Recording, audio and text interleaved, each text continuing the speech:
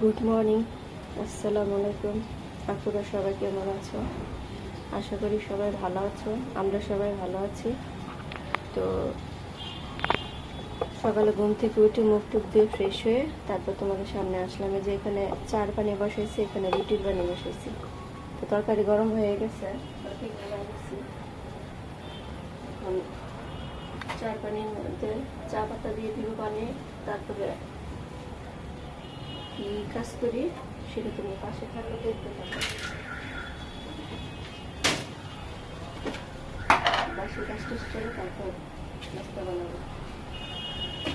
চা পাতা দিয়ে দিলাম।